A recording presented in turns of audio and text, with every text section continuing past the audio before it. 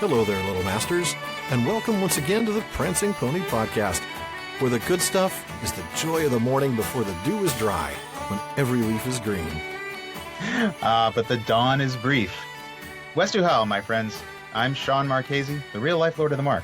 And as always, I'm joined by the man of the West, the Aragorn to my Aemir, Alan Sisto. Thank you, Sean. Well, it's been a few episodes since we've had a chance to talk about the Noldor, but we're going to do a little catching up with them and our old friend Fëanor in the first part of Chapter 13 of The Return of the Noldor. So Fëanor's back. Is this the point where we apologize to all the Fëanor fans in advance, just in case there's any new ones who haven't heard us beat up on him before? I'm not sure that apologize is the right word. Warn, maybe. Remind, perhaps. Anyway, if you are tired of us beating up on Fëanor, well, you might be in the wrong podcast, but stick around anyway. The good news is we won't be doing much of it after this episode. That's a very good point. I try. Yeah. This is another long chapter, though, so there's a lot of material to cover, some happy, some sad, and we want to give it what we've come to call the full Prancing Pony Podcast treatment. So we're only going to cover a little over half of it in this episode. And I hope we'll do all of it with that effect on. Oh, man, I don't think folks will like that too much. Probably not. But anyway, yes, do have a lot of material to cover, and Alan and I have agreed that because we've got so much to cover, we're not going to reach into Barliman's bag tonight. The good news is I think we'll get pretty far along today, so we'll have lots of time in our next episode to cover at least one question and still be in the same chapter. I agree. And you know, Barley needs some time off. The poor guy. I mean, he just gets the mail and hands it to us, and that's just so stressful. He's had a rough time. Long ago one thing asked pushes us out for another, they say. Yeah, he asked for leave of absence, and we granted him one. So why don't we, first thing, we should go ahead and pull up loaderproject.com's Beleriand map that we talked about a little while ago. And let's have that handy and jump right in. So for those of you who have not done that before, the website is lotrproject.com, and click on Maps in the upper left, and then Map of Beleriand in the upper right. And have that handy because we will be referencing that a few times. So, fantastic interactive map. We're both going to be using it. And if you like it, don't forget to donate. Yeah, throw them a couple bucks. Yeah. They certainly did a great job with this project. I can't recommend the site enough. It's a great thing to visit and check out. But lot of cool other stuff there too besides the map. But yeah, dig in. But hey, not while you're listening to us. Right. We digress. Yeah, that's right. The Prancing Pony Podcast, also known as The Digressors. Yep. Or The Digressors. See, I can't do that. I can't overdo it. No, you can't. You got to use it sparingly. You're doing well. You're doing really well so far. We'll turn it off for a while. So let's dig right on into the text. We're not going to read that first paragraph, but we do see that Fëanor arrives, and like we've talked about before, landed in the waste of Lamoth, the great echo, on the Firth of Drengist. And we get this really cool line about a clamor as of countless mighty voices filled all the coasts of the north. It reminded me of something. Yeah, I'm sure it did. I'm guessing another cry in this same place, right? That would be the one I'm thinking of. Yeah, Morgoth's cry. Back. Yeah, Morgoth. And in fact, that's why it's called the Lamoth, is because of the cry of Morgoth's echo. Yeah, very cool. And it's interesting. It's interesting that obviously this is a cheer. Mighty voices and clamor, probably celebrating the fact that they made the crossing and they're back in Middle Earth. And they made the crossing the easy way. Yeah, and don't those ships burn real good? But still, I mean, I think there's definitely an intentional echo of that that cry of Morgoth. Well, and I was thinking about this after we talked about the burning of the ships and how they could see it all the way over, when they were still in the land of Aman, and I realized, of course, the land was still flat. I couldn't get it out of my head. I'm thinking, was it that were they that close that they could still see it? I mean, the hell cracks must not have been that long, but no, this was a long way away, but it was flat, so they were able to see it. And so the flames of that burning were, of course, as we saw before, seen by Fingon. But here's the kicker. They were also seen by the orcs and the Watchers of Morgoth. Now, that was a good catch. This is a big deal. This is it's like one is a recap. They were seen by Fingolfin, and the other is the typical foreboding that Tolkien does so well, that they were seen by the bad guys. That's what's going to happen when you start the big fire. Yeah, right. You might want to think about that twice. Well, and you have to think. I mean, obviously, Fëanor wasn't thinking that there was anybody there that he had to worry about. Although he did go there to pursue his black foe, so yes, he did. It seems kind of strange. But now his black Fëanor's foe, it is said, speculated that he might not have feared Fëanor, for he had, and this is an interesting line, as yet no proof of the swords of the Noldor. Yeah, this was interesting to me, and I think you had an explanation. I mean, my question when I saw this was, wait, wasn't he in Aman when Fëanor threatened to kill Fingolfin? Yeah, he and would have been. Wasn't he the first one to talk to the Noldor about weapons? And so I was That's the thing right there.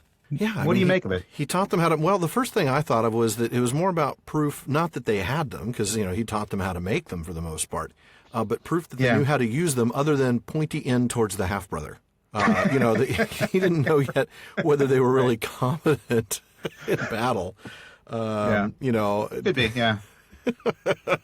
I mean, it's pretty self-explanatory not to use the hilt end and hold on to the sharp pointy part. Hold the blade and poke him with the pommel. And use it like a club. Right, right. Oh, man. And wear a glove. Wear very heavy gloves. Or he'll end up like Maedhros.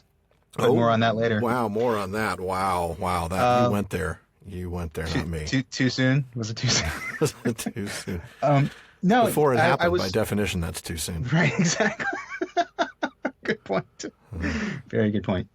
Yeah, so that's an interesting idea. The idea that it's proof in the sense that it's been sort of that it's been tested. Exactly. That they know how to use it. Yeah. So but and of course it may be that he feared him little, is what the text says. So it makes sense. I'm sure that to Morgoth, the idea of these pesky little Noldor showing up, especially just a few shipfuls of them. I mean, the rest of them he left behind. That's not good. Yeah. Right. And it is kind of ironic because now I'm going to go back to more Fëanor bashing here. The guy wants the Teleri to join him because he wants numbers to swell his army to attack Morgoth. But then he goes and leaves 2/3 of the people behind. He goes and leaves the, and then burns the ship so that they can't join him. This makes no sense. It really doesn't make much sense, does it? I mean, I need you to join me because I need a bigger army. I mean, I know I've got Fingolfin's people, and I know I have some of Finarfin's people. Yeah. The ones with the swords, by the way, because the Teleri were all just, lightly armed. With those little slender bows. Yeah. But, he wanted them as, like we talked about, I think probably cannon fodder, to swell his numbers. And then, he didn't get them, so he kills them.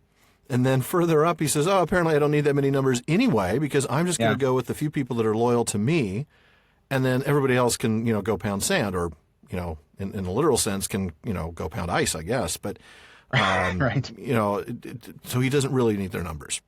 Well, and as we're going to see very soon in this chapter, he's not going to worry too much about going in with a small force. No, that's true. One would be plenty fine. Right, exactly. You get the feeling that as he gets closer and closer to his goal, or at least he perceives he's closer and closer to his goal, he just gets cockier and cockier, and it's just I made it this far. I don't need them. There's a word we'll get to that I think explains some of it, but we'll get to that. Yeah.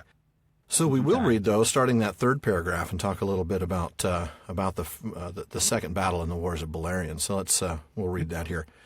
Under the cold stars, before the rising of the moon, the host of Fëanor went up the long firth of Drengist that pierced the echoing hills of Ered Lomin, and passed thus from the shores into the great land of Hithlum.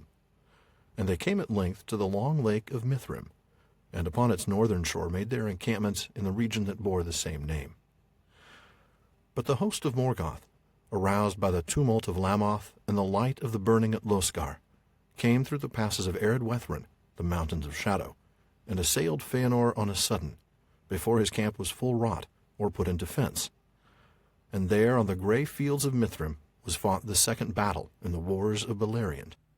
Dagor Nuin Gileath it is named, the battle under stars, for the moon had not yet risen, and it is renowned in song.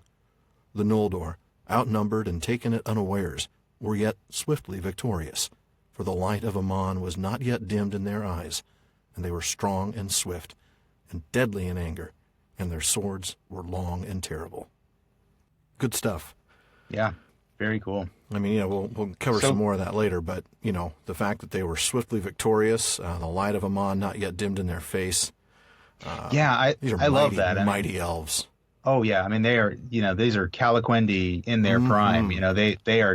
They are still fresh from Valinor, and they are strong. Yeah, absolutely. I love that. That's really cool. I mean, we could say what we like about the choices that they've made, but they definitely have strength. And we definitely have. I love the name Dagor Nuin Gileath.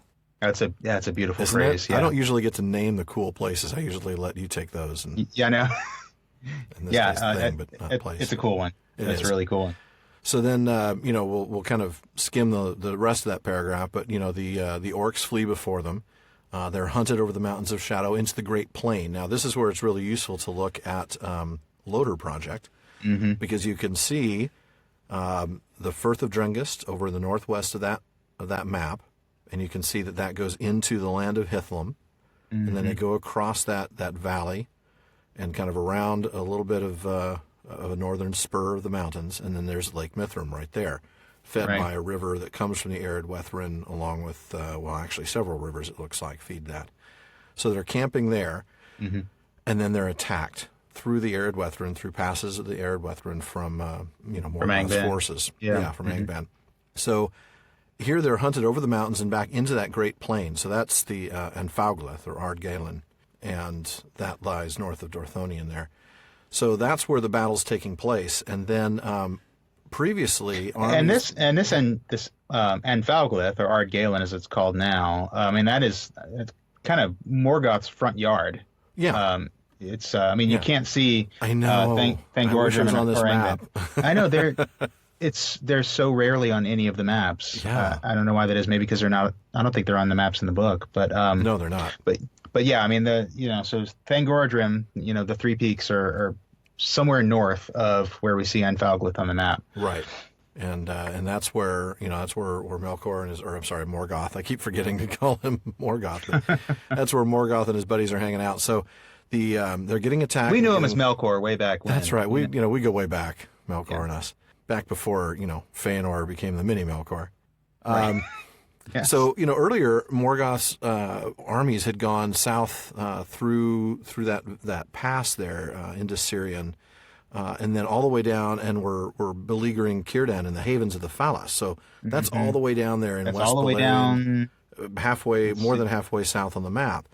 So they're coming back up to come and aid the rest of the orcs, and they get slaughtered. Celegorm, Fëanor's son, having news of them, waylaid them with a part of the elven host, and coming down upon them out of the hills near Ithel Sirion, which you'll see right there on the map to the east of Lake Mithrim, drove them into the fen of Sarek. Evil indeed were the tidings that came at last to Angband, and Morgoth was dismayed. 10 days that battle lasted, and from it returned of all the hosts that he had prepared for the conquest of Beleriand, no more than a handful of leaves. I love that. I love that. Beautiful language, isn't it? Yeah. A handful of leaves. A handful of leaves. And this is the army that had gone through and basically made Doriath a reclusive kingdom. They had to kind of bring their surrounded in. It, right? Yeah, they were we saw that under siege. Right. Really a pretty tremendous force, and they get wiped out really without a whole lot of thought in 10 days by the Noldor. By the Noldor, yeah. So we're guess we should be thankful, right? There's some tough pretty guys. You can see why later on the Sindar think that they're there to save them.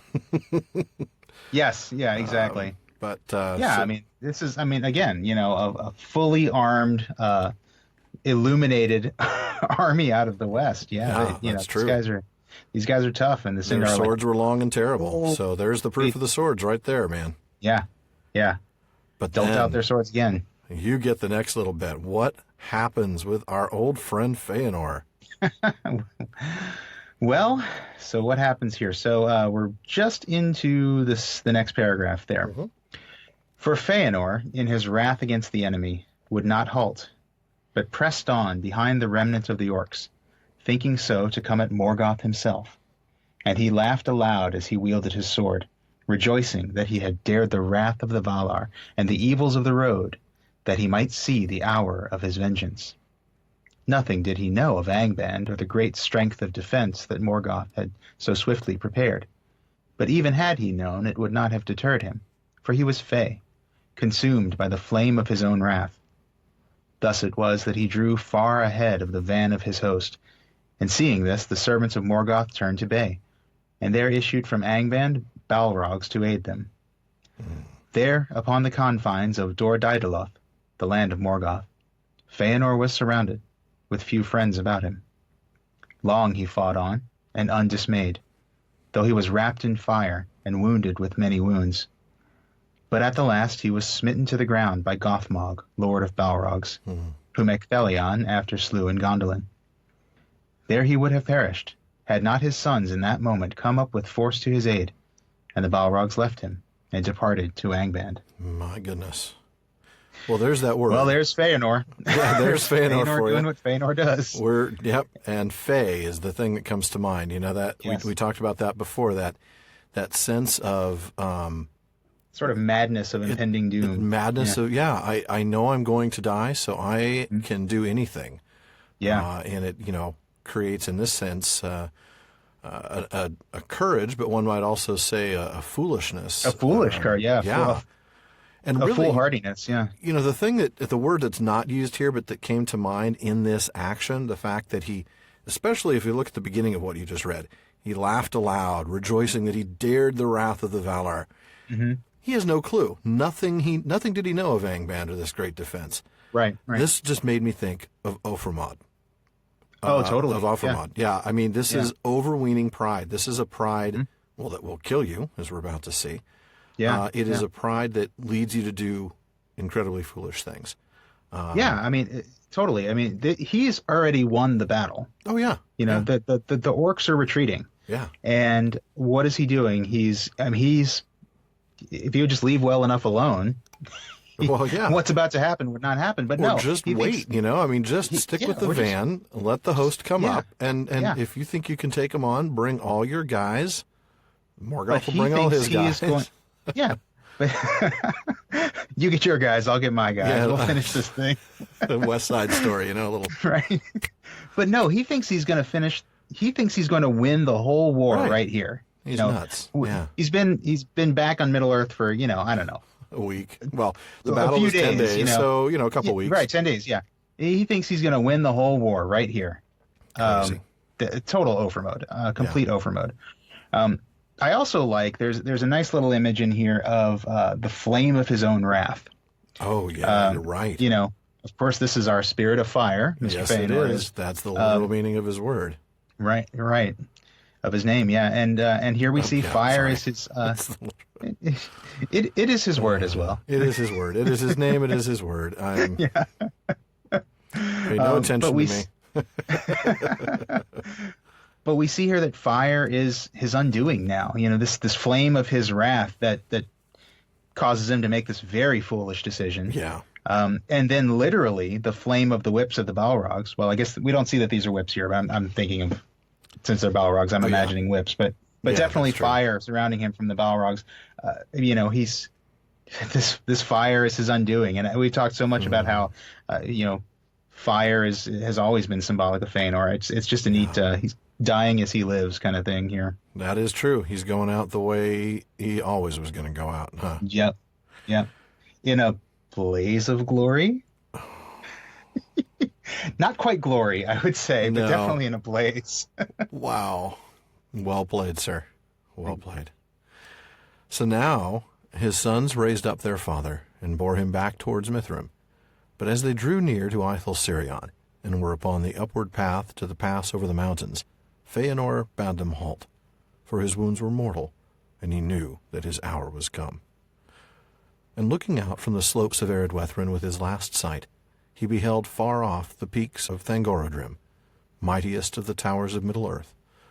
And he knew with the foreknowledge of death that no power of the Noldor would ever overthrow them. But he cursed the name of Morgoth thrice, and laid it upon his sons to hold to their oath and to avenge their father.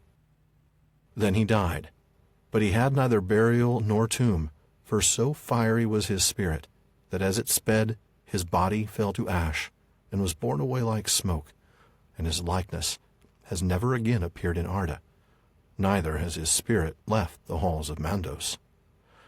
Thus ended the mightiest of the Noldor, of whose deeds came both their greatest renown and their most grievous woe. Wow. Just so heavy. And there's another literal blaze as he actually dies. And his body just disintegrates. Just burns to ash. Oof. Wow. That's a powerful image. It really is. It is. There's another image. This is the first image I can think of that's just this really beautifully graphic image of an elf dying in battle. And this idea of like really just you can almost see his spirit leave his body because as it does, his body just disintegrates. It's an amazing image, and I gotta say, not a Fëanor fan, but this is a pretty good end as ends go. Yeah. Except for one thing, he knows full well. I mean, here he knows with the foreknowledge of death that no power is going to ever overthrow. But that doesn't stop him from dooming his sons to try. No, that is true.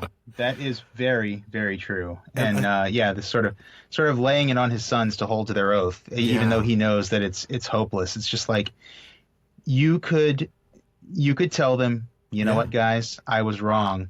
Yeah. Don't do this. Don't do this. Try to get out of this. Talk to Manwë. Tell him you're sorry. Yeah. Yeah. But instead, he doubles down. He does, as he always does. Doubling down on his pride, and basically follow me into my foolish death. I'll keep the light on for you in the halls of Maedhros. I'll be the light for you in the halls. Seriously, I can just hear Maedhros now. Fëanor, we have to talk. Perfect. See, there you go. You got a good cadence with the effect. It's working for you. I'll note that he also didn't tell his sons to avenge Finwë's death, which was really supposedly the driving factor behind that all this. Old argument. Yeah. It just goes to show that Finwë's death was just the excuse he needed to commit his atrocities. Just like the oath itself never mentioned anything of vengeance for Finwë. It was just the Silmarils. But what a jerk thing to do to his sons is kind of the thing that comes to my mind. Like, wow, totally. Dad, thanks. Yeah, I know. And to know in the hour or the moment of your death, the mistake, the mistake you've made, and to just, ask your sons to follow you down into it. Crazy. I know. That really is disappointing. But I do think I like the death. I like the fact that he's dead. Well, there is that too. The visual nature of this death is the visual. It's pretty intense. Pretty cool. He's undismayed. It is a valiant fight. He's fighting for something that is a horrible thing to fight for. Right. But the fight is good. Yeah, exactly. And he's defeated by not just any Balrog, but Gothmog. Gothmog. Number one Balrog. And I'm glad he didn't get killed, right then and there. It's good that he got the chance to go from the battle all the way towards the mountains. I mean, this was, probably a pretty lengthy journey, at least a day or two before he realized, I'm not going to make it. Well, it's especially good because he definitely saw the mountains, and he definitely knew his mistake, and he definitely had a chance to tell his sons not to keep on going, and he still didn't. So he's. I think Tolkien's very intentional with that. It is a drawn-out death because Fëanor gets so many chances, and he's getting one more chance as he dies. Yep. To do the right thing, to make some amends for all the evil that he's done, and it is evil. Oh yeah. And he doesn't, and so we're left with his deeds came with his deeds came both their greatest renown and their most grievous woe. Well, and that kind of brings me to the sidebar we wanted to do, where we kind of talk about Fëanor's greatest hits, right? We want to kind of recap a little bit of the life of Fëanor, or at least of who Fëanor is. There are some good things, right?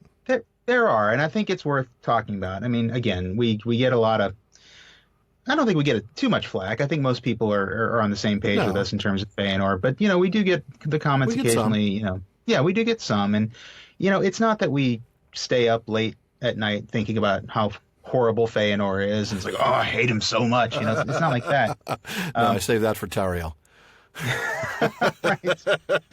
Right. Who? I didn't catch. I didn't catch how to pronounce that name. Because how did Tolkien pronounce that name? I don't know. Sorry. Well Sorry. done.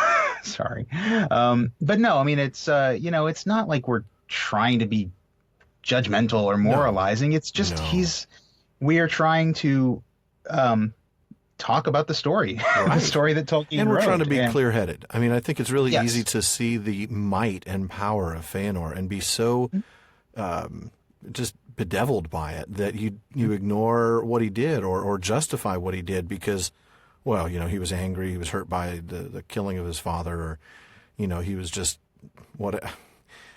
You got to look at it, factually, and you got to look at the language Tolkien uses, and I know you've picked out some really good passages on, even from some of the letters, but some of the language that Tolkien uses, which we'll get to in a bit. But there is good there, and I know we want to start with that. Absolutely, I think it's worth talking about. I mean, I know we kind of mock it that, but he loved his dad, and that's not insignificant, but there is a lot more than that in terms of his good, right? I mean, obviously he was skilled. He was the most skilled in hand. That's something to be said. That's important. I mean, that's a big deal. Yeah. He gave us. Go ahead. The Tangwar. I'm just thinking some of the things he invented. It's easy to, because he's so known for being a smith and sort of a jewel craftsman. It's easy to forget that he was also a linguist. He wrote the language or the script, right? Not the language script itself, but the script. Yeah.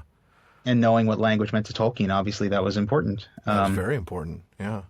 But the gems, of course, the Silmarils themselves, but the Palantiri, Yeah. So there's some really good stuff he did, no doubt about it.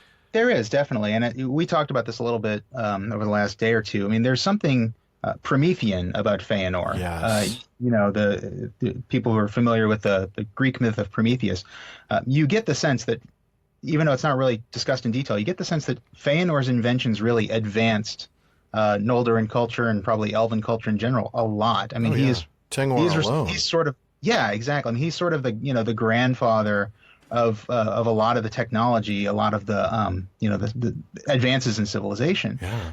And that's very similar to the Greek myth of Prometheus, who people aren't familiar. Stole fire from the Greek gods so that he could give it to mankind, and fire is sort of like the first technology, so that sort of jump-started civilization. Right. I mean, the big difference that I see between Fëanor and Prometheus, though, is that Prometheus stole fire to advance man, to as a gift for mankind, whereas Fëanor's rebellion against the Valar, standing in for the gods here, was for his own revenge, for his own glory, and and his own pride, and whereas Prometheus got punished for his actions, and then mankind sort of benefited from it. Although there's more to it than that, I just don't need to go. I don't want to get into it. But Fëanor really brought the Noldor down. Exactly. From the whole place from a paradise, elves. from an earthly paradise. Absolutely. And so there are differences there, but there is, that I've seen that word Promethean applied to Fëanor before, and that is true. Really is. And that's just part of the complexity of the character. There's good there as well as bad. Well, and that's how Tolkien.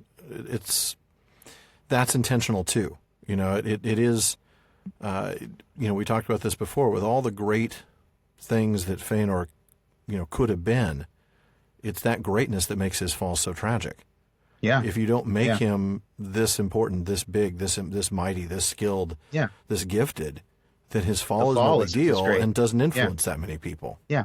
This is an immensely tragic fall because of all the potential that he had, and we've talked about the that's why the Valar were, mourning that no less than the loss of the trees. Right. Yeah. And I think, again, Tolkien's trying to tell us something with that. Definitely. I think he is trying to tell us that, all this skill, this art, this subcreation and technology, it's not enough on its own. You have to have other attributes to be a good person. Yeah, and you're right. And as we see, as the legendarium goes on, the people who are sort of the greatest heroes, the ones who end up sort of saving the world, winning the great battles, they're not always the ones that are the most skilled, are they? They're not always. They're not. They're usually not the ones who follow Aule. And that's especially true when we get to the Lord of the Rings, and you look at hobbits saving the world. Saruman and Sauron sort of being the Aule followers, or once upon a time Aule followers. They both were. That's true. Yeah, and then you see like people like I don't know, Frodo with his steadfastness, Sam with his hope and Yep. courage, and even Those are the characters like characteristics that you have to have. yeah, And yeah, humility. And yeah. Sam is a great reminder of that. I mean, Sam, there's no more humble character in the Lord of the Rings than That's Sam. true. That's true. And that's Gandalf's well, yeah, and Gandalf's compassion and Faramir's virtue and Eowyn's strength. I mean, it's makes these me are want to the get to the Lord of the Rings. Silmarillion, I know. Schmilmarillion. Let's get on. I know, I know. No. But I think it's all part and parcel. Remember, It the is. Legendarium is one whole story, and there's a reason why Fëanor is not presented as a hero, because the traits that he embodies are important traits, but they are not, to Tolkien, and I would agree, heroic traits necessarily. That's right. And that's why we're starting with the Silmarillion. I think we talked about this at the very beginning before we even began recording the show, that there's something important about getting through the Silmarillion and seeing these stories of how it's not supposed to be for the most part. Yeah. I mean, we will see a few that are doing it right. Sure. Tuor comes to mind, and obviously Arendelle. I don't know, that Aaron, whatever his name is, that guy. The guy with the star. Who's that again? The guy with the flashlight on his hat. Some dude in a boat. I don't know. Some dude in a boat. Yeah. So there are some guys that do it right. Yeah, but even the heroes are making a lot of mistakes. I mean, Turin comes they're to flawed. mind. Well, that's why I didn't put him on that on that right, list. exactly, yeah. But he's an example of one who is he's very valiant. He's a great warrior, and I like Turin for a lot of reasons, but I also dislike Turin for a lot of reasons. Yeah, that's true. I can't wait to get to that story. That's going to be such a fun one. I know. That's anyway, where we'll really get to talk about pride. But yeah. So for now we've talked about some of the good, right? The things that he's done. Then there's kind of some neutral things, not so much things that he's done, but qualities that we would look at, and we could easily say this is a good quality in the right amount or in the right proportion. We talked about how eager he was, how steadfast he was, how dedicated and that's good to to a his point, task. Right. Yeah, I mean, he took them to extremes, and that's what, and I think that's exactly what you mean when you say, they're sort of good in moderation. We need the Billy Joel song, "Baby, Why Do You Always Go to Extremes?" Right? Wow. Sorry.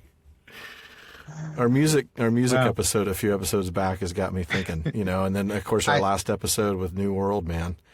I'm still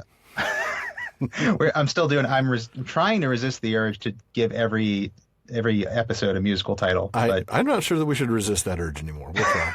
We'll see what we go through about 5 or 6 musical titles that we discard before we land on one. That is true.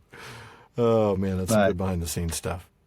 But yeah, you're right. I mean, there's this eagerness, this steadfastness. Those are good qualities when they're not taken to extremes. Even his subtlety of mind is a good thing if it's not taken to extremes. Subtlety is good qualities to it. There's cleverness and intelligence and ability to discernment.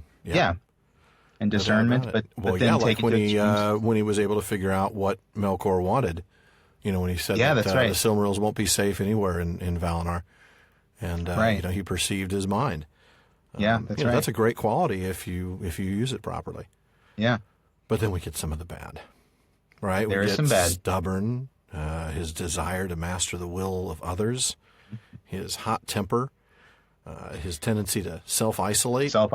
Yeah. Greed, explicitly mentioned a number of times. Pride, of course, another thing that we see. Jealousy. Angry. Those are not character traits we look at and say, hero. No. So. No. And then, I mean, there's, we kind of broke these out into a few different categories. And we've got, some of the things he's done and some of the things he's said and done. I mean, he's just threatening Fingolfin, going around talking about being in thraldom to the Valar, which we know is not true. Keep on using that word. I do not think that word means what you think it means. No, it doesn't. What else? I mean, we've got... is denying Yavanna. Just rebelling. He's told to stay in, for 12 years or whatever it was, and, what is it, like 6 months in elf years? In Formenos, and so he comes back and intentionally getting his time out. Exactly. Yeah. But, that may have been his bark, but it's his bite that really, I think, did him in. And in this case, the bite is worse than the bark. The oath itself, but by far the worst is the kinslaying. The mass murder of Teleri and the attempted genocide of the Teleri because they simply wouldn't help him. Because they simply wouldn't help him, wouldn't give him their boats. Right, which their boats, which let's just remind you, are their equivalent of the Silmarils. They can only make them once, and the abandonment of his kin. I'm your king. Oh, by the way, I'm leaving you in this frozen wasteland. Have fun. Yeah. And then burning the ships. Which is just like we talked about before, this big giant middle finger to Fingolfin. Yeah, and I think those are the things, the bite, as you called it. Those are the things that really push him over that edge. I can't take credit for that. I think that was actually that was your concept, the bark and the bite. But I don't even remember. But it's been a long couple of days for me. That's all I'll say.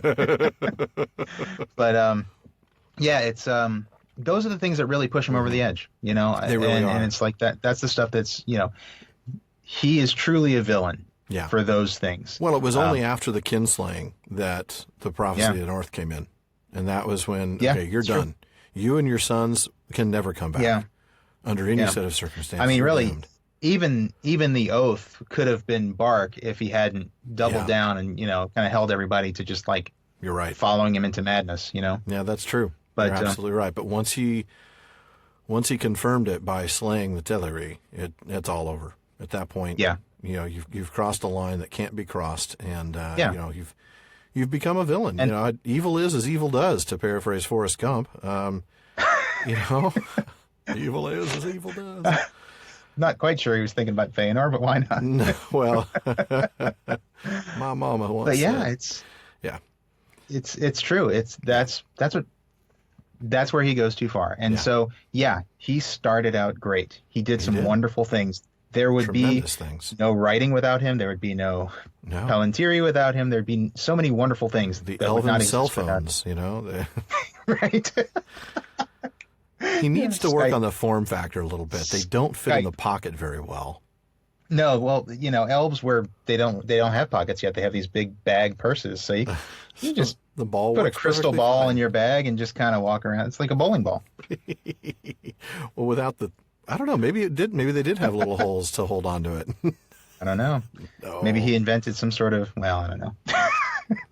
Carrying. He sells a line of accessories. Some sort of bag of holding or something like that. Bag of holding +1.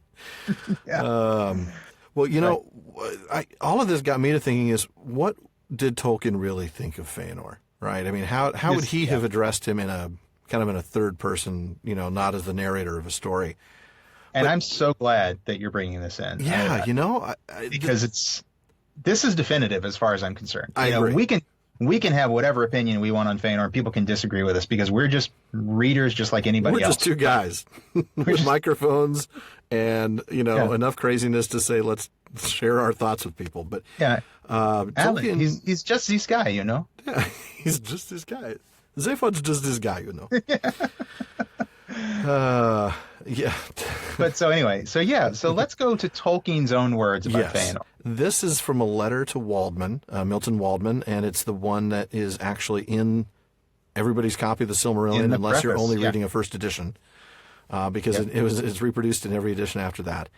It was written in 51, and he was trying to summarize the entire volume. And this is, by the way, I'll just point out, this is on the passage that we're looking at here is on Roman numeral 16 of the Silmarillion. Oh, that's right. Thank you for that. So of our copy of the... if you're looking at the edition we're looking at, the standard pagination, 16. Yeah. Roman numeral 16. And everybody can read along so you can see exactly what his words were. Everybody, take a look, open your books to page XVI. Not that we're trying to prove a point. No, of course not. To prove a point. But we are. So he's summarizing the entire volume. This whole letter really is summarizing the entire story, which is why we told you don't read it unless you've read the book before, because the whole thing is a spoiler. And that warning still stands. It does still stand. This part. But read this and you get a little bit of a take on really what Tolkien thinks.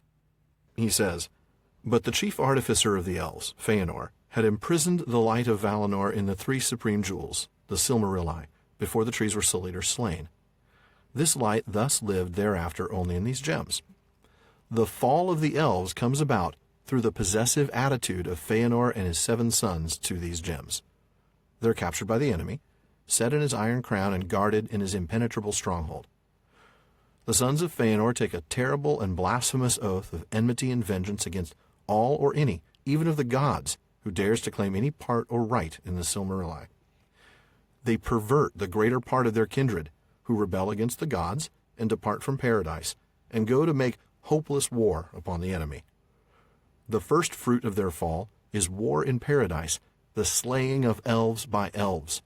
And this, and their evil oath, dogs all their later heroism, generating treacheries and undoing all victories. So yeah. I don't think it gets any more definitive than that. I mean, if you're thinking, well, they just retold the story. Yeah, we know that. Look Pay at the attention words to the words Tolkien uses. Even the creation of the Silmarils imprisoned the light of Valinor. The fall of the elves comes about through the possessive attitude. The oath is a terrible and blasphemous oath. And what do? They don't convince the other Noldor. They pervert the greater part of their kindred. Yeah. Mm-hmm. Hopeless war. They don't go to get revenge. They go to hopeless war. Mm-hmm. And the slaying of elves by elves. It's not, the unfortunate, but necessary result of their failure to help. It's just making the hard choices. Yeah, no, exactly. That's what a leader does, man. He makes hard calls. No, it's slaying. It's an evil oath. Yeah, the oath is supposed to get described as evil. It's described as terrible, blasphemous, and evil. So there's no. I think he's a villain, Alan. I think he is. And you'll notice that when Tolkien talks about the oath, he doesn't mention anything about Finwë. Just saying. Well, Fëanor didn't, so why should he? Right, I agree. Exactly. So, yeah, I mean, it's hard to swallow, if you like Fëanor. And I have to say, I think we talked about this before. It took me 2 or 3 readings before I realized what a bad guy he was. So, I've got to give some sympathy to the folks who have read this and said, man, I really, I don't dislike Fëanor that much. He's okay, he made some mistakes. No. He didn't make some mistakes. He didn't make. He tried to wipe out an entire people group. Yeah, we call people like that these days tyrants. Yeah. Okay. Yeah. Exactly. We take them to to court, and we could try them for war crimes. Yeah, unjust. He started an unjust war. Yeah. And well, the war on Melkor would have been a just war, but certainly the war on the Teleri wasn't. The war on the Teleri was not. Yeah. The war on Melkor is just a foolish war. Well, it's true. Hopeless, but I don't know. I guess I don't feel like waging war to recover your jewels is really a good reason to wage a war. Well, especially when you are, you're living with the gods in paradise, and your assumption, and that's what this was. Remember, it was his assumption that they weren't going to do anything about it. Right. Well, we find out later that they were not idle, as he said in his folly. Right. They were communicating quietly, silently, because they could. So, yeah. Have faith like the Teleri did. The Teleri had faith that the Valar would get things done, that they would make it better, and that they would fix this. Fëanor didn't have that faith. Yeah, just put a little faith, a little Estel, a little hope. There you go, a little hope. Absolutely. A little. I can't remember how Estel is defined, but it's hope that's founded on something, as opposed to just blind hope. Exactly. But I guess my message to people who are coming to this new and who do see things they like about Fëanor, that's fine. There is a lot to like in Fëanor, but it's a cautionary tale. See the tragedy for what it is. This is a horrible tragedy. This is a person who could have been great, and who started out great. The greatest person ever lived. Would have been the greatest person who ever lived. Yeah. Yeah. And he's a wonderfully written character. He's very complex. He's very believable. He's relatable, I think, in ways that terrify me sometimes. Well, he's more human, really, in his weaknesses than anybody else had been so far in the story. Yeah. And I don't think that you and I could get this passionate about, I don't know, bashing Morgoth or something, because Morgoth is kind of more of a one-dimensional villain. Not entirely, but he's more like evil embodied. Right. There's no identification with or sympathy because of Right. And I think part of why you and I get so passionate about Fëanor is because it is such a tragedy. He is exactly.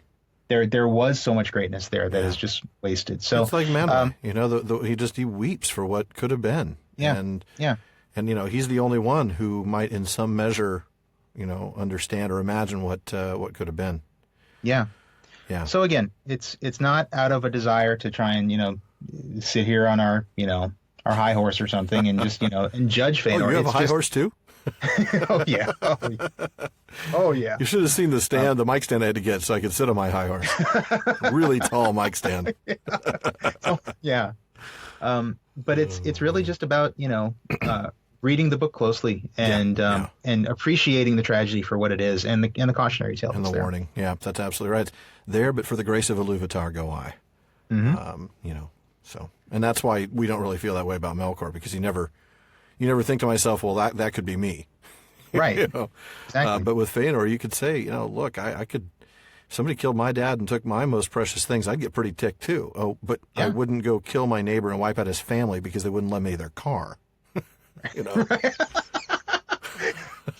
That's He's getting away. Give me your keys. No, I'm not going to do that. I'm going to kill you all. I'm going to kill you. That's exactly the analogy we needed to put it into perspective. It really is, because that could have been us. Yeah. But, so what happened after his death? We get his spirit speeds away, borne away like smoke, and the text only tells us that his likeness has never again appeared in Arda, and neither has his spirit left the halls of Mandos. But there's something to that, isn't there? The fact that his spirit hasn't left the halls of Mandos is not a good thing. Yeah, we've talked about the judgment inherent in leaving Mandos. It's called the halls of waiting because you're expected to leave after a certain time, and he doesn't. No, he doesn't. Never. Not ever, but yeah, there is not during the life of Arda. Exactly, and that's what we're going to come to with this. Was in the history of Middle Earth, and I believe this is in the Lost Road, isn't it? It is. It is said that he will eventually be released at the end of the world. This is after the last battle, the Dagor Dagorath, when the world is broken and then remade. So this is Arda's gone and remade. He's rebodied for one purpose and one purpose only. Do you know what that purpose is? I do. Well, let's tell our listeners. He gets to come back into his body to do one thing. Take the Silmarils and bear them to Yavanna. Hand them back to Yavanna. Yep. Which is exactly what he should have been willing to do. What he should have done. Well, what he should have been willing to do. Because he didn't have them with him. But, True. She would break them, rekindle the trees. The Pelori would be leveled, so the light would go all over the world, which is pretty cool. But hey. That's awesome. Yeah. Finally, that pure light would be shared with everyone and not kept behind the Pelori. And sometime in 2041, we might get to the history of Middle-earth. But yeah, I love that that's the one thing he's going to get to come back and do. Yeah, that's it. You compare that to something like this is actually in a different volume. I think it's actually in the Silmarillion. It's in the published Silmarillion where we talk about it's said that the dwarves might actually be able to help rebuild Arda. They will. Fëanor doesn't get that honor. His only purpose is you get one make job. It right. Make it right. You got one job, man. Make it right. I got one job on this stupid ship. Sorry, it's stupid, but I'm going to do it. Do it. Oh man. Galaxy Quest reference. That was. I know. We're not going to get those too often. No. Not. And if anybody's interested, so this is in the Lost Road. Until we start discussing the dwarves and the fact that they're miners. They're miners, not miners. Oh man! Oh, by Grapthar's hammer, that was a lame line, but I had to do that. Alan Rickman. The late great Alan Rickman. Yeah. So this is in just in case anybody's looking for it. This is in the early version of the Quenta Silmarillion that's in Lost Road. So if you got the Lost Road volume, look for the section called simply Quenta Silmarillion, Roman numeral 6, Quenta Silmarillion. Thank you for that. And it's in there towards the end. I didn't jot that down, and I meant to. I can't give you a page number because I've got a screwy edition with weird pagination. But yeah, I'll look that up. Maybe I'll jot that down on the show notes if I can remember. Okay. But I love this because what is he being forced to do? Be humble. Mm-hmm. The one thing he could never figure out how to do in life, he's going to have to do here. Yep. Whether that's willing or not, I don't know, but he's going to do it. It's a chance to correct that error of the past. Exactly. I'd like to think that it is willing at that point. That by that point he's learned humility. He's learned that he doesn't have the right to the Silmarils, that the light in them is not his own, and that he gives them back to. I like to think that because one of the things I loved about diving into the history of Middle Earth was seeing both Finwë and Miriel kind of redeem themselves. Right? We talked about that. Yeah. I'd love to see that happen here. I don't know, but we'll see. I'm with you. I like to think it does, and I mean, I think he got many chances at redemption. I like to think that at the end he will finally take one. Yeah, I agree. And do the right thing. That would be nice. That would be nice to see Fëanor finally do the right thing. Yes, exactly. So now we move on from that really cool, all that drama, all that, angst about Fëanor. We get back to, what's happening here after the death of Fëanor. We get to meet some of the Grey Elves, and they get to talk with the Noldor. But what happens when they start to talk? It's not easy at first because their speeches have been sundered. Now, this is important, isn't it? There's some Tolkien linguist stuff going on. Oh, yeah, absolutely. And I think it's something that Dr. Andrew Higgins hit on in our episode a few weeks ago when we talked about A Secret Vice. Yeah. This idea of the development of the languages over time, and I mean within the world itself. Not, right. Obviously Tolkien was continually retooling them behind the scenes, but within the world itself, the languages developed because that's what languages do. And I'll actually refer people to The Lost Road again because there's a really great piece in there called The Llamas, or the Account of Tongues, that talks about just sort of the development and the sundering of all the different Elvish languages. And basically what happened was every time the elves split into, like say the first split between the Eldar and the Avari, right, and then later on when the Eldar split, the Nandor stayed east of the Misty Mountains, right. Every time they kind of broke off, that splinter group would develop their own language. Not develop, but the language would change over time. Exactly. So that as the years, exactly, structures different, just slightly different sounds, slightly different. What started as the same consonant might change a little bit. They might change a vowel here and there. And so over time, because again, remember we've had many thousands of years since all these sunderings. Over time, those languages, over time, those languages become unintelligible to one another. And there's a lot of them too. I mean, we tend to think of only two languages, Quenya and Sindarin, but if you look at the Llamas, there's depending on how you choose to count, somewhere between like 6 and 12 different. Yeah, I was going to say dozens languages. The number that comes to mind. There's a lot. Yeah. And Tolkien put that in there because that really happened in real, real languages. That's just what languages do. That's why, Latin became, Italian and Spanish and French. It's just the natural changes. So that's exactly what's going on here is these people have been sundered for a long time. They meet up again, and at first they can't really understand each other. And I like the fact that he brings in the fact that he reminds us that it's Calaquendi and Moraquendi. Yes. Because one of the things we see is that the light actually has an effect on the language. Yes, it does. Which is fascinating. And I think it just has to do with sort of the degree of enlightenment and stuff. The proximity to the Valar. Yeah. Right, exactly. And we even see in the Llamas that, the Vanyar, who spent all their time on Taniquidil, their language changed differently from the Noldor and the Teleri. But so it's just they really can't understand each other because you've got elves of the light and these gray elves, these Moraquendi, and they just can't understand each other at first. But they do eventually get to over time they do because they get some intelligence from them, don't they? They learn about Thingol. They learn about the girdle of Melian. And then eventually Thingol learns about them, doesn't he? Word gets to him. And all these elves in Beleriand are excited because the Noldor are back, and in fact they even believed that they came as emissaries of the Valar. Yeah. Which is unfortunate. It is. Yeah.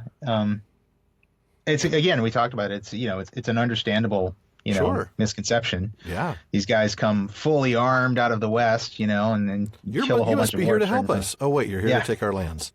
Right. Exactly. Oh, man. Yeah. But then we get even in the hour of the death of Fëanor, an embassy came to his sons from Morgoth, acknowledging defeat and offering terms even to the surrender of the Silmaril. Do you believe him? No, of course not. No. Well, yeah, neither did Maedhros. Neither did they, yeah. Exactly. Yeah, you can't con a con man, right? That's right.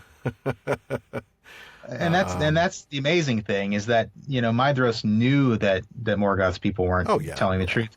But he still, he was going to feign to treat with him. He was going to lie too. I mean, it's just like, you can't play the game This is a lesson. Let this be a lesson. Don't play a game like this with somebody who does it better than you. Right, exactly. You will lose. But wouldn't Dad be proud? Wouldn't Dad be proud of that overmode there? Yes, I think he would. He'd there. That's exactly what I'd have done. Except I would have brought even more force because that's just what I would do. Yeah. So Maedhros gets captured. Each embassy comes with greater force, but Morgoth sent them more. Oh, and there were Balrogs. That pretty much there's the trump card right there. Spades. And Trump there were Balrogs. And there were Balrogs. Yep. That came on foot. I'll just note that they came on foot. Good point. Good point. Well played. Because it would have been so much more effective had they come from the air. But Maedhros was ambushed. Everybody with him was killed, but he was taken alive. What happened to him, right? They brought him to Fangorodrim and chained him to a great big rock high up in the sky. Well, now you mentioned when we were talking about Prometheus earlier, this was, I think, what triggered it for you, wasn't it? It was, yeah, because if people are familiar with the Prometheus myth, actually, Prometheus was punished for stealing fire, and his punishment was to be chained to a mountain. Pretty much just like this, actually. The only difference being that he had an eagle come every day and eat his liver. With fava beans and a nice Chianti? I mean, what? Yeah, exactly. Exactly. Yeah, that's man. That's nasty. That's where Lecter got the idea, wasn't it? It's like, probably. I can't do an Anthony Hopkins voice, but no, I'm not would. Gonna, no. But what I loved about this was, that reminded me of the Prometheus myth, and then I sort of like extended it back to Fëanor, and that's what hit me is that Fëanor committed the Promethean crime. The pride and the and all that stuff, the rebellion against the gods. But Maedhros is the one who gets the punishment for it. The Promethean time. The Promethean time, yeah. Man. It's a really no, it's not, and I think Tolkien is very intentionally using the language of myth to show us, what we know is going on, which is that the son is being punished for the sins of his father. And that's exactly what's, and he's being punished for taking part in the sins of his father. Yeah, exactly. He's a willing accomplice. Same oath, right? I mean, isn't that what his seven sons straightway leapt to his side and took the self same oath, if I remember the line. For sure. Correctly. I don't mean that he's innocent, but he's taken part in the sins of his father, and that's why he gets this sort of Promethean punishment. Yep. It's fascinating to me. Minus the liver part, thankfully. Minus the liver part. That just kind of, That's the part Tolkien spared us, thankfully. Thankfully. It's the differences that make the story great. Yes, it is. Oh, goodness. Well, now we get a really cool arrival of Fingolfin. I'm going to actually read this. We're going to read the text here. We're a little bit less to talk about because the text itself is so amazing. Now rumor came to the camp in Hithlum of the march of Fingolfin and those that followed him, who had crossed the grinding ice, and all the world lay then in wonder at the coming of the moon. But as the host of Fingolfin marched into Mithrim, the sun rose flaming in the west, and Fingolfin unfurled his blue and silver banners and blew his horns, and flowers sprang beneath his marching feet, and the ages of the stars were ended. Just an aside, there's that cool syntax we've talked about before, that and Fingolfin, and blew his horns, and flowers, and the ages, that sort of, paratactic syntax or something like that? Yeah. I think so, yeah. I'm getting a little word nerdy there, but, this... But that's like the short phrasing, right? With the ands. Short phrases. It really, but it there's something very powerful and symbolic, and it wraps up a whole lot in just a few words. Mm-hmm. But now back to it feels the text. very rhythmic too. It does. It feels musical, kind of like a chant. Almost. Exactly. Yeah. We get a lot of that. There's a lot of that in battle scenes. We'll see lots of examples of that. But that may be the first moment that I kind of caught that. At the uprising of the great light, the servants of Morgoth fled into Angband, and Fingolfin passed unopposed through the fastness of Dor Daedaloth while his foes hid beneath the earth. Then the elves smote upon the gates of Angband, and the challenge of their trumpets shook the towers of Fangorodrim. And Maedhros heard them amid his torment and cried aloud, but his voice was lost in the echoes of the stone. But Fingolfin, being of other temper than Fëanor, and wary of the wiles of Morgoth, withdrew from Dor Daidaloth and turned back towards Mithrim, for he had heard tidings that there he should find the sons of Fëanor, and he desired also to have the shield of the Mountains of Shadow, while his people rested and grew strong. For he had seen the strength of Angband, and thought not that it would fall to the sound of trumpets only. Therefore, coming at length to Hithlum, he made his first camp and dwelling by the northern shores of Lake Mithrim. No love was there in the hearts of those that followed Fingolfin for the house of Fëanor, for the agony of those that endured the crossing of the ice had been great, and Fingolfin held the sons the accomplices of their father. Then there was peril of strife between the hosts, but grievous as were their losses upon the road, the people of Fingolfin and of Finrod, son of Finarfin, were still more numerous than the followers of Fëanor, and these now withdrew before them, and removed their dwelling to the southern shore, and the lake lay between them. Many of Fëanor's people indeed repented of the burning at Loskar, and were filled with amazement at the valor that had brought the friends whom they had abandoned over the ice of the north, and they would have welcomed them, but they dared not, for shame. Just a Wow. lot of powerful imagery. Very. And a very tense moment. Yeah. Yeah. Very awkward family reunion. I mean, you know. Yeah. Ooh, Well, yeah. They're not playing volleyball on the beach today. No, not at all. I mean, there's a real current of like morning after regret here, you know. Isn't there? Like yeah. And I think even it is in a couple of chapters where it might be Angrod who describes, the fact that they were sort of besotted with wine at Fëanor's words. He uses this, sort of imagery of being drunk to describe the effect that Fëanor's words had on the Noldor. Yeah. And it's kind of like what this feels like. It's like they've woken up out of like this stupor. They had no idea what they were doing at the time. What did we just and they're do? like, what did we do last night, man? Seriously. Dude, did you punch your boss? Like, it's one of those kind of things. You were wearing a lampshade and dancing on the table. Right, What in the exactly. world were you thinking? Yeah. Yeah, Oh, and man. that's kind of what I get from this. It's Like, a good thing they just- didn't have Instagram back in those days. Oh, yeah. Yeah. This is me killing some Tellery. I know, Hashtag seriously. Kinslaying. Hashtag Kinslaying. Oh, man. Hashtag help me man. next time. Oh, man. Hashtag That's okay. who's folly Mandos, now? there you go. Mandos has his own hashtag, though. Prophecy. That's all I got to say. Prophecy of the North. Or really, as we decided, Prophecy of the North. That's what I was looking for. Thank you very much. Very, very good. I do love that, going back a few sentences, that, that Fingolfin, where is it here? Fingolfin saw the strength of Angband and thought not that it would fall to the sound of trumpets only. He knew that, he needed to kind of gather his strength. Yeah.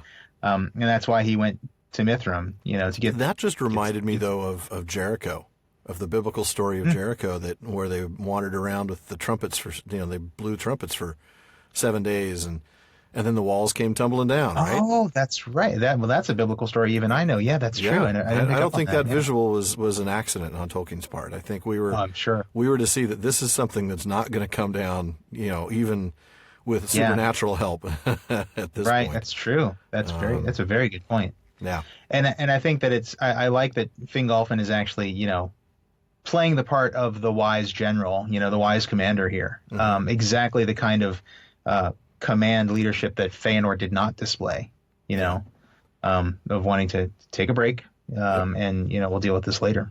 Yeah. Some good stuff. But of course they ended up waiting too long, didn't they? Because, they're divided. They Exactly. don't have, they This can't is the trust each time other. where if they could have come together, the orcs are weak. They're terrified of the sun. They could come and get something done. But, Morgoth's laughing. He's like, you idiots. Yeah. You can't even get together. You can't. No, I've got nothing to worry about from you. Right. Yeah. Man, but then talk something about very amazing happens. Yeah. Yeah. And, I realize now I accidentally took your last passage, so I'm going to have you take this one, if you wouldn't mind. I will. Sure, I can do that. Well, I took yours, and it's just the least I can do. All right. Well, I'll do the whole thing then. Then Fingon the Valiant, son of Fingolfin, resolved to heal the feud that divided the Noldor, before their enemies should be ready for war. And the earth trembled in the Northlands with the thunder of the forges of Morgoth underground. Long before, in the bliss of Valinor, before Melkor was unchained, or lies came between them, Fingon had been close in friendship with Maedhros. And though he knew not yet that Maedhros had not forgotten him at the burning of the ships, the thought of their ancient friendship stung his heart. Therefore he dared a deed which is justly renowned among the feats of the princes of the Noldor. Alone, and without the counsel of any, he set forth in search of Maedhros, and aided by the very darkness that Morgoth had made, he came unseen into the fastness of his foes. High upon the shoulders of Thangorodrim he climbed, and looked in despair upon the desolation of the land, but no passage or crevice could he find, through which he might come within Morgoth's stronghold. Wow. Then, in defiance of the orcs, who cowered still in the dark vaults beneath the earth, he took his harp, and sang a song of Valinor that the Noldor made of old, before strife was born among the sons of Finwë.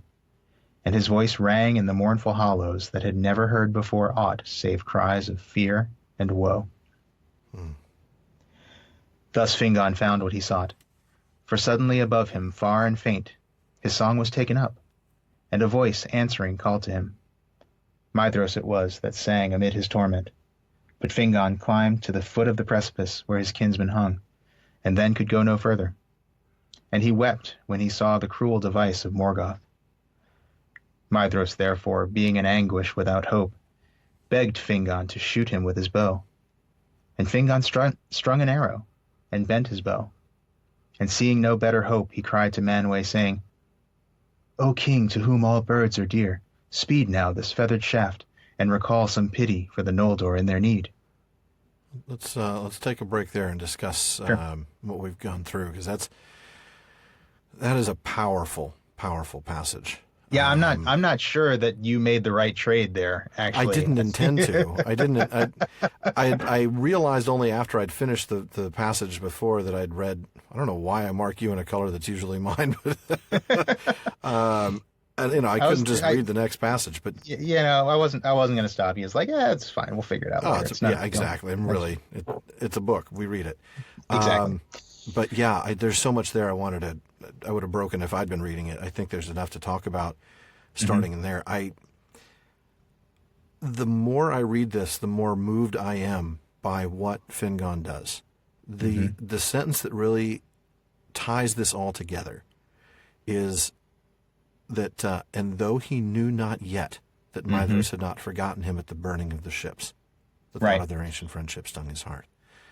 So let's remind everybody what that's talking about there. So when Fëanor and Maedhros and everyone they got across, right? It was Maedhros who said, "So who shall we send for?" Fingon the Valiant. Right, and it was Fingon the Valiant that he said first, right? None. And then that's when Fëanor said none and none, and he ordered the ships to be burned. Baggage, they're nothing useful right. to me. Right. Yeah. So Maedhros did want to be faithful. Yes. And he did want to send for Fingolfin's host and the remainder of Finarfin's host. The rest of the Noldor. But Fingon does not know that yet. In Fingon's mind, he has no reason to believe that Maedhros wasn't completely in league with his father. And keep in mind that Fingon's dad, Fingolfin, holds the sons to be the accomplices of the father. Right. Yeah. So he is going against his father's will. Well, not explicitly. It's not like his dad it's not like his dad said, "Don't rescue Maedhros," right? But it's he knows that this is something his father would not approve of. No. If Maedhros is who they all think he is. Exactly. Yeah. This is an example of not only self-sacrifice but unconditional love. Absolutely. This is a guy who loves his friend, even if his friend has abandoned him. Even if that's amazing. That is so immensely powerful, and I think that's one of the reasons why this works. Yeah. Why he's able to successfully do this. There's a sense that when the humble person or the person with the right motive does something, it seems to work. Now, is that Iluvatar? Is that Spabimi? I kind of think it is. And, this is a situation where we see that in action. These are characteristics that we want to see in people, this self-sacrifice, this unconditional love. These are the characteristics that make a hero. This is in Middle-earth and elsewhere. But, yeah, this is the opposite of Fëanor. Exactly. This really is. And it's amazing. And that's why this is one of my favorite stories. Though I always wonder, in what pocket did he have his harp? I mean, how does it? Let me bring my harp. That's like I'm in going The to Hobbit. rescue a guy, and by the way, I'm going to bring my harp. It's like in The Hobbit when all the dwarves have all their instruments with them. And Like, some really, of them you guys? fine. It's one thing to have a flute. It's another thing to have like a bass. Pack like a bass or like a harp. Yeah. It's like really, where did you pull this out of? The bag of you holding, apparently. schlepped a bass all the way over here from Erebor after a generation in diaspora. Yeah. Seriously, it cracks me up. But yeah, but it's a small harp. It's a portable harp. It's an eye harp. It's a small lyre. There you go. Doesn't have the wireless buds yet, thankfully. But yeah, I would say nowhere near as powerful as the unconditional love. I kind of like the fearlessness of his youth there too. This is nobody's taking action right now. You got the family is split in half. Yep. Two sides of the lake. My side, your side, and nobody's doing anything to heal this rift. Right. Fingon is like, I'm going to do something. Forget this. I'm going to get this thing done. Yeah, I'm going to do something, and I'm going to do something that's crazy. That's probably a bad idea, but I'm going to do it might anyway. Just get me killed. And I realized probably if Fëanor had done the same thing, I probably would say he was foolish, and Fingon does it, and I say he's awesome. But Fëanor wouldn't have ever done this because it would have required him to set aside his own motives, his own goals. Yeah, that's the thing. See, Fingon here sets aside everything. It's willingness the to give it all rationale. up. It's such a sacrifice. It's amazing, and then there's the singing. I love the singing. I was totally reminded of in Lord of the Rings, that moment when Sam is singing in the Tower of Cirith Ungol. Yeah. And I could not help but think of that when I was reading this. And doesn't he also is singing a song of his home, right? Song of the Shire. It's just beautiful, beautiful moment. It's really. So but we get to this point where, Maedhros knows he can't get out, so he's asking Fingon to kill him. It's a hard thing, and Fingon is like, well, I don't see any other choice. I'm going to do this, but I love this. Even then, he still sends up a prayer. Yeah. He's asking Manwë, and here's Manwë, who just a little bit ago is saying, y'all are done. Don't come back. Even the tears of your the echoes of your lamentation aren't going to make it back. But this prayer does. Well, and what I love about the prayer is it shows that Maedhros he just wants to die. He's got no hope. He doesn't see any way out of this. And that's key. Being in anguish without hope. That's so key, because remember, we've talked about hope and despair. This is despair, really. He absolutely. I don't have there's nothing I can do. But then I'll take the last paragraph here. His prayer was answered swiftly. For Manwë, to whom all birds are dear, and to whom they bring news upon Taniquetil from Middle-earth, had sent forth the race of eagles, commanding them to dwell in the crags of the north, and to keep watch upon Morgoth. For Manwë still had pity for the exiled elves. And the eagles brought news of much that passed in those days to the sad ears of Manwë. Now, even as Fingon bent his bow, there flew down from the high airs Thorondor, king of eagles, mightiest of all birds that have ever been, whose outstretched wings spanned 30 fathoms. And staying Fingon's hand, he took him up and bore him to the face of the rock where Maedhros hung. But Fingon could not release the hell-wrought bond upon his wrist, nor sever it, nor draw it from the stone. Again, therefore, in his pain, Maedhros begged that he would slay him. But Fingon cut off his hand above the wrist, and Thorondor bore them back to Mithrim. Incredible. Just, it's a eucatastrophe in miniature, which is one of the reasons I think we see the eagles. I think you're right. Yeah. That's with the Eagles whenever always the show Eagles up. show up. Yeah. There's always sure that. sign of a catastrophe. Huge. And it's a good reminder. It's a good reminder for those who wonder why the Eagles show up when they do. They are emissaries of Manwë. They're doing the bidding of the Valar. And he did have. And here it's very explicit that there was a prayer. That's true. That Manwë is answering. Yeah, I'm blown away by the size of Thorondor. 30 fathoms. Now, for those who don't know, a fathom is approximately 6 feet. So 30 fathoms is 180 feet from wingtip to wingtip. Now that's 60 yards. So if his wing is on the goal line of a football field, of an American football field, his other wingtip is on the other 40-yard line. Other 40-yard line. That is a big bird. And then for our metric listeners, a yard is fairly close to a meter, right? Yeah, so maybe a meter's a little longer, so probably like 55 meters. 55 meters, 60 meters, 55 to 60 meters. Yeah. I just don't know how big a soccer pitch is, though. But I would imagine that's probably from the end line to the mid midfield. Probably to the mid, yeah. Because I think they're a bit bigger than a football field, an American football field. I think it's probably about 60 meters rather than 50 to get to that level. But I don't know. Still, massive bird. So it's really not that big deal for him to carry to carry 2 elves up there, or most of 2 elves. Sorry, I kid Maedhros. I kid him. Oh man, he'd slap you, but he's still learning how to use that with his left hand. But I love the hope versus despair. Exactly, it really is. It's kind of subtle here, but again, Maedhros again begs to be killed.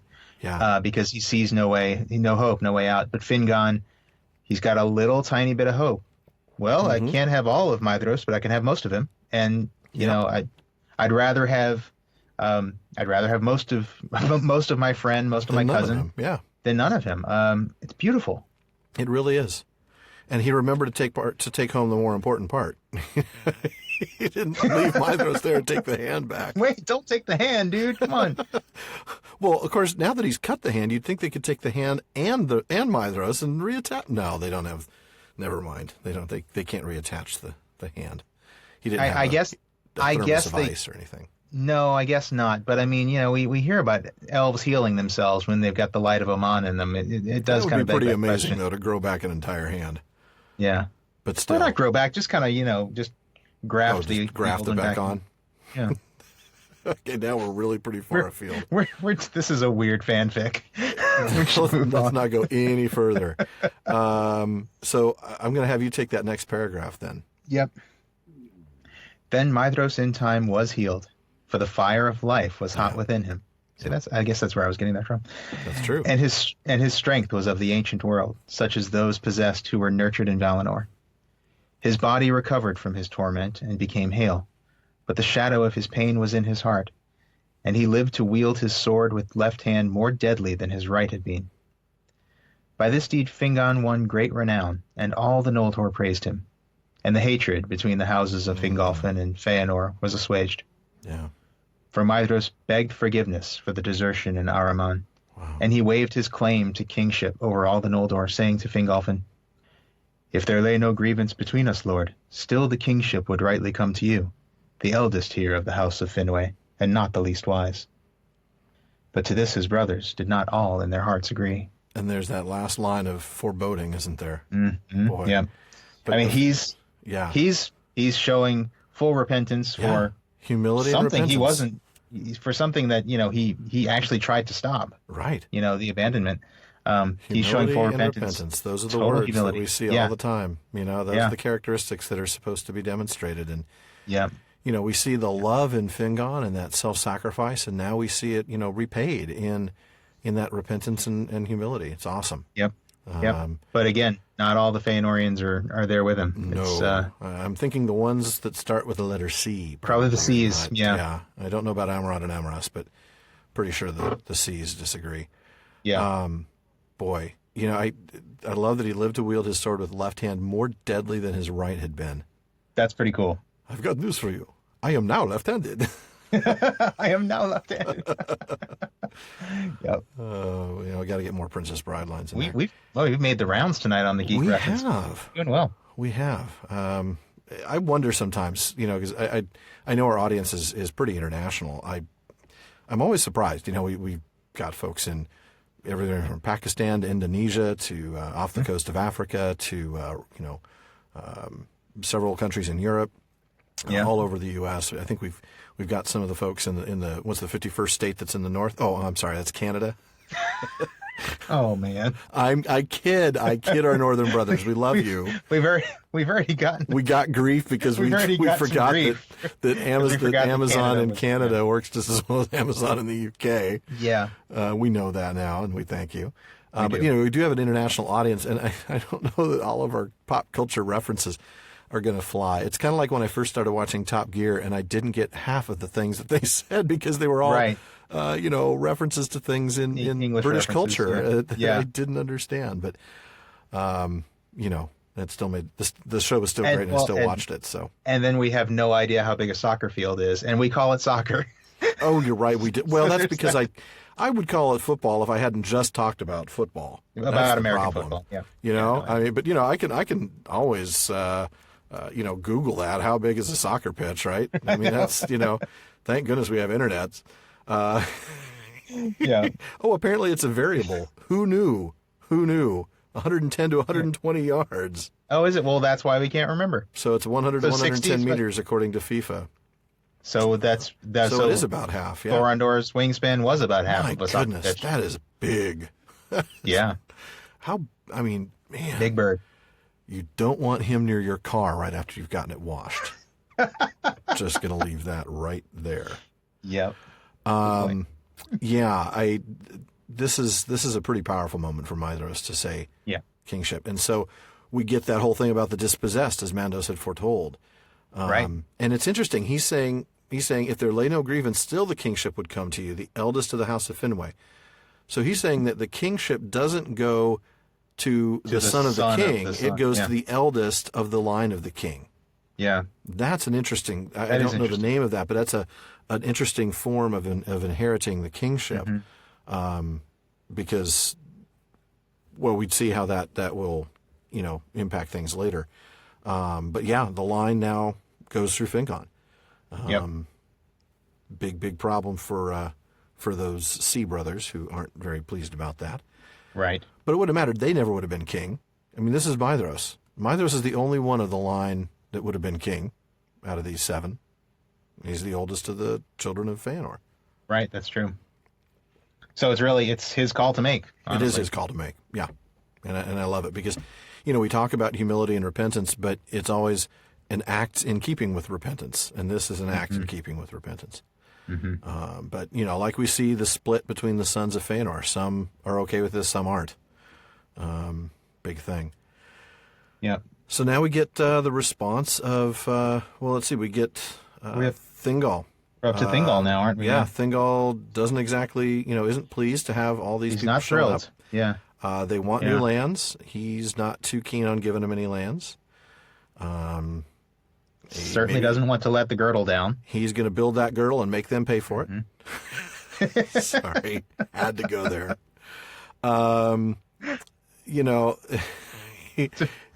Sorry, I really am, folks. I'm not saying any. I'm not making any analogies. This is not allegory. No. Just a timely, very timely, reference. Right? Exactly. Yeah. And again, it's a very American reference. Yeah. So only Finarfin's line. Although I think we're making news all around the world with this election cycle. Oh, we probably are, aren't we? I'm just going to stop on that right there. Yeah. So because they are related, because his niece. His niece was Eärwen. Yep. So that is people of Finarfin's wife. House are his, his kin. His great nieces and nephews. Finrod and Galadriel are his great niece and nephew. Yeah. So that's pretty close kinship. I mean, I remember my great uncle and my great aunt, very clearly. Yeah, they same were, very important in my life. So yeah, absolutely. These are close kin, and they're allowed to come in. So the first one, you take this, who shows up here? I should have said Angrod is his great nephew because he's the one who actually goes to visit him. You're right. Hey, uncle, what's going on? Yeah. Okay. if I can just get my ebook to cooperate here, I will. It's so much easier than using the actual book when we're reading. I know when we're taking notes, it's nice to do it on paper. It's nice to have the book, but when we're recording the podcast, it's much easier to have it on ebook. Yeah. Okay. You have it up. So. I can stall longer. I can stall Give me a second. longer. Got it. Oh, beautiful. And you even gave me a little extra because of the echo. I had a little extra couple of microseconds. Got it. Okay. Angrod, son of Finarfin, was the first of the exiles to come to Menegroth, as messenger of his brother Finrod, and he spoke long with the king, telling him of the deeds of the Noldor in the north, and of their numbers, and of the ordering of their force. But being true and wise-hearted, and thinking all griefs now forgiven, he spoke no word concerning the kinslaying, nor of the manner of the exile of the Noldor, and the oath of Fëanor. King Thingol hearkened to the words of Angrod, and ere he went, he said to him, "Thus shall you speak for me to those who sent you, to those that sent you. In Hithlum the Noldor have leave to dwell, and in the highlands of Dorthonion, and in the lands east of Doriath that are empty and wild. But elsewhere there are many of my people, and I would not have them restrained of their freedom, still less ousted from their homes. Beware, therefore, how you princes of the west bear yourselves, for I am the Lord of Beleriand, and all who seek to dwell there shall hear my word. Into Doriath none shall come to abide, but only such as I call guests, or who seek me in great need." Ooh.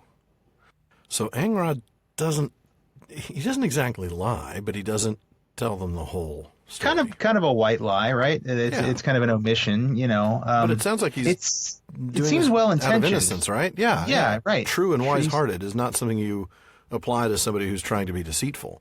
No, that's he true. He genuinely thinks everything's forgiven, so those other things aren't important anymore.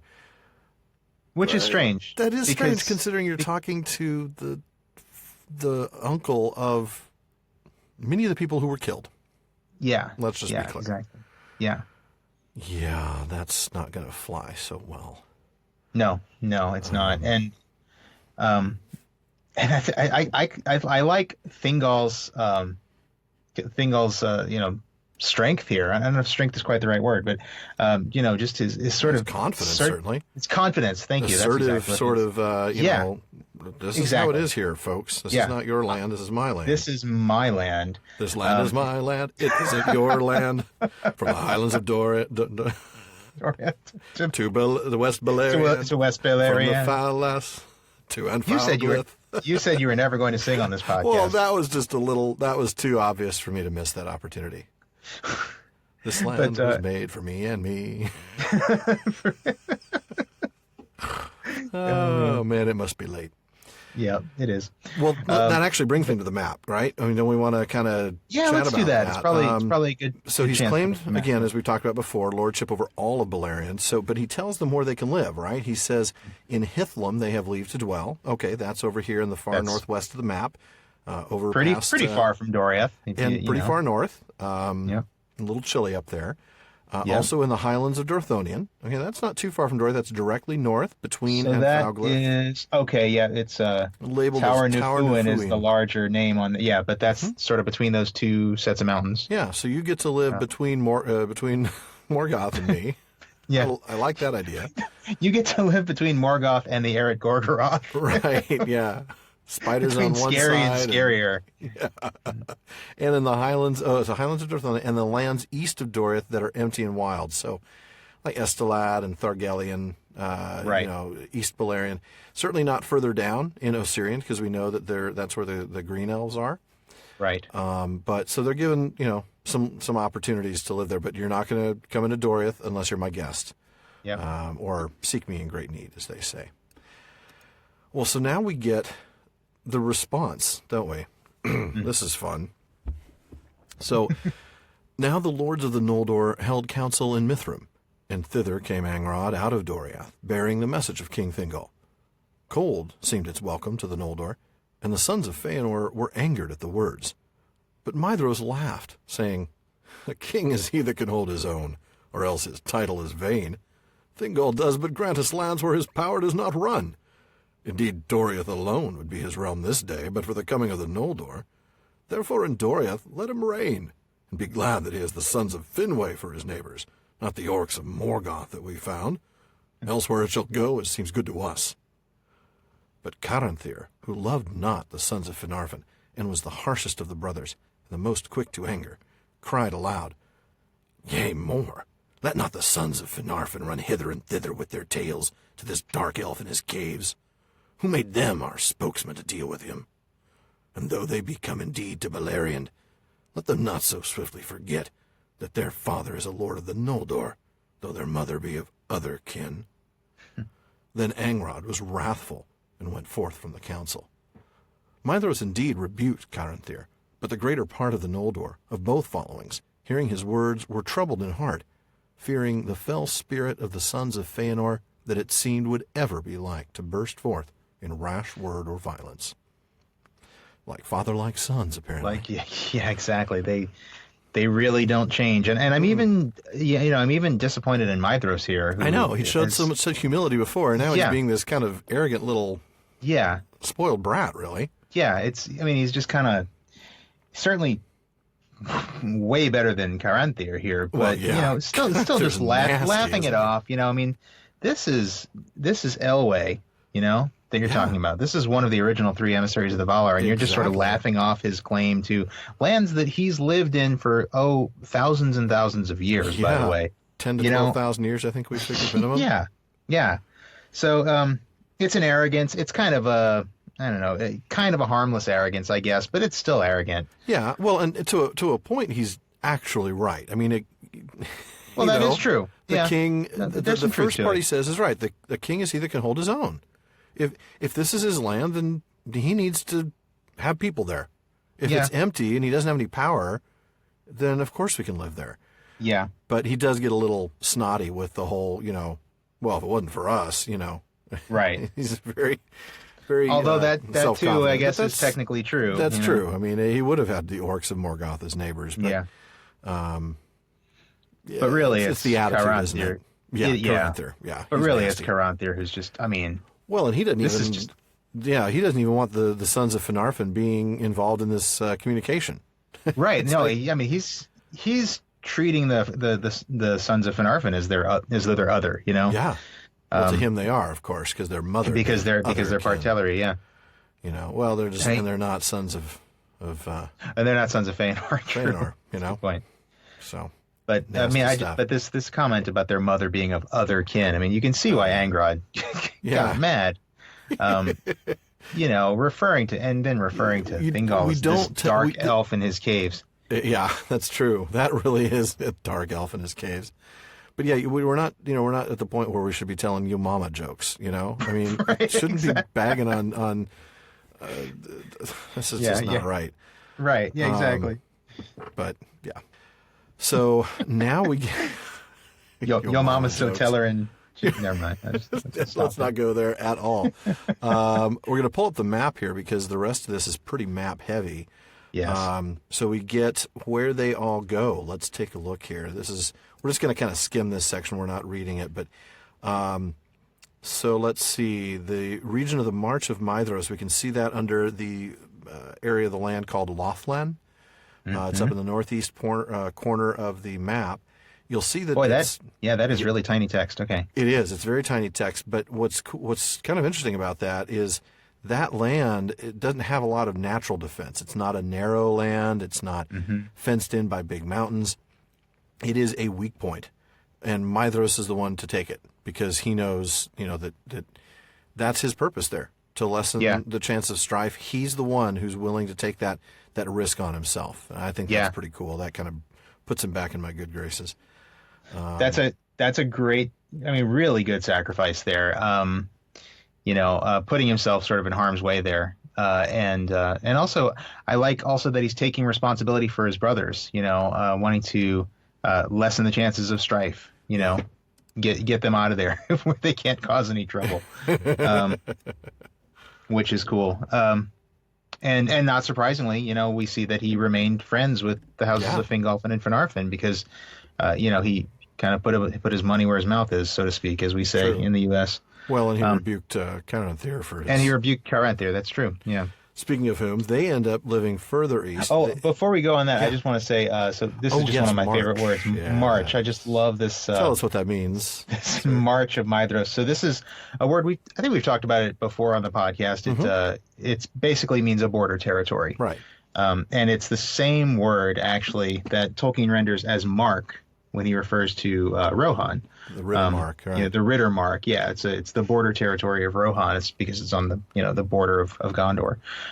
So anyway, I wanted to point it out because it's just one of my favorite words. Well, Mark, as the real life Lord of the Mark, you'd have as to the real be, life Lord of the Mark. Yes, and for anybody who missed our first episode, that's actually what my last name means, is Lord of the Mark. So that March there is actually the first 5 letters of my last name.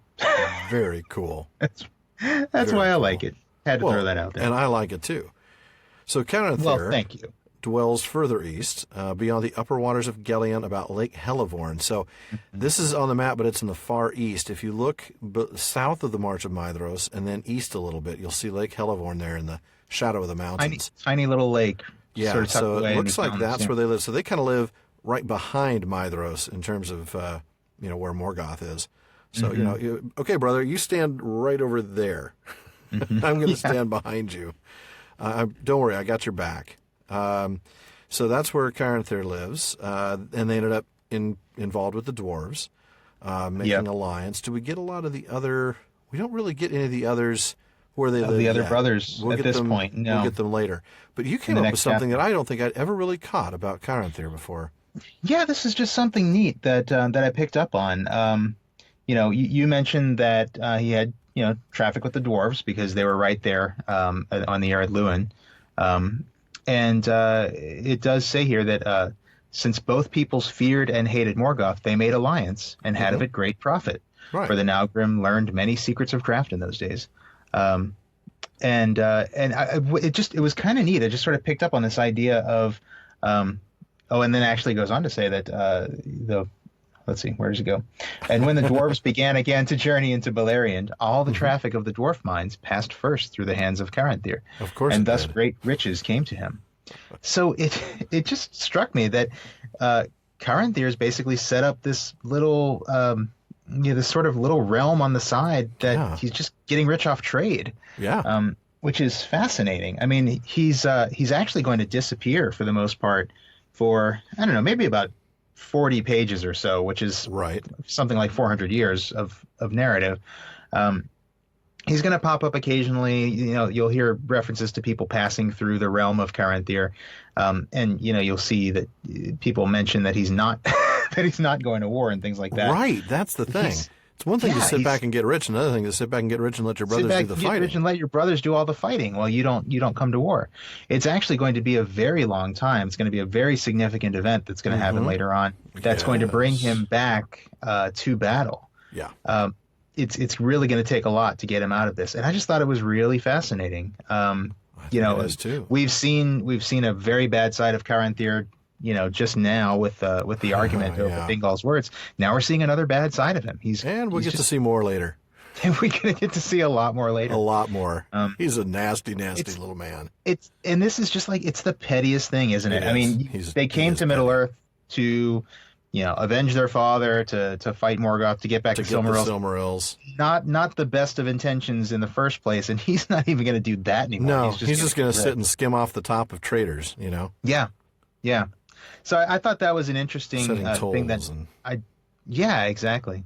Yeah. It was just an interesting thing I never picked up on before until this past reading. I hadn't picked it up on it at all, and so when you and I were talking about it, it was just interesting. I had not caught that, but it fits with Caranthir. It totally does. His personality. He strikes me as one of the most Fëanor-like in terms of his greed, in terms of his selfishness, in terms of his anger.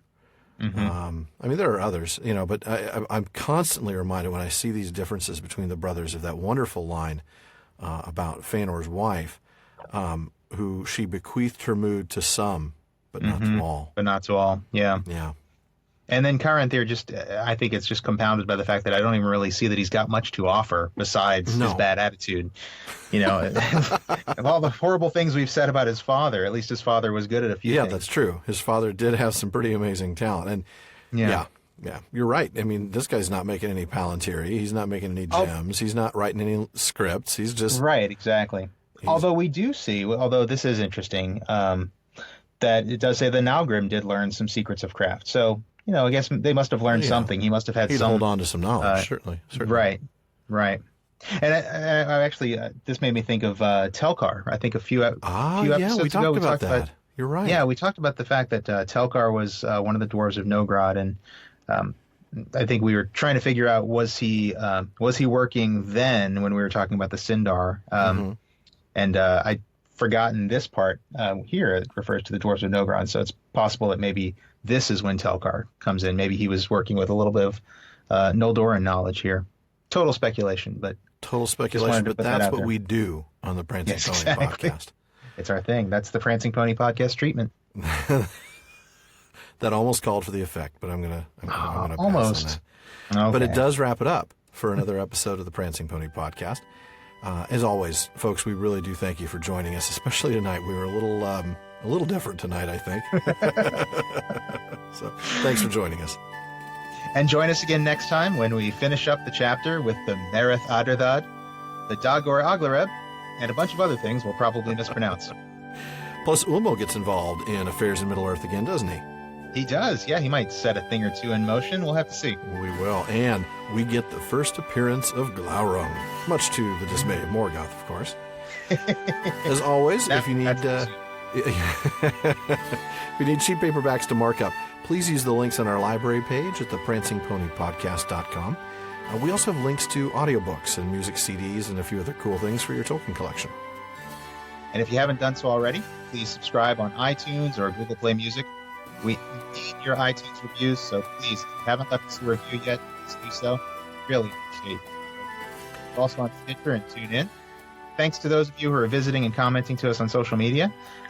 This is The Prancing Pony, of course, and you can join the conversation on Facebook at The Prancing Pony Podcast or on Twitter at Prancing Pony Pod. And social media is a great place to share our podcast as well. Retweet us, share us, tell your friends. And one last thing, as always, don't forget to send your questions, comments, or helpful hints for left-handed living to the Prancing Pony Podcast at gmail.com. Too soon? And we'll try to get them into our next episode. Oh, man. Well, an hour and 45 minutes is still far too short a time to spend amongst such admirable listeners. But until next time. Farewell, friends.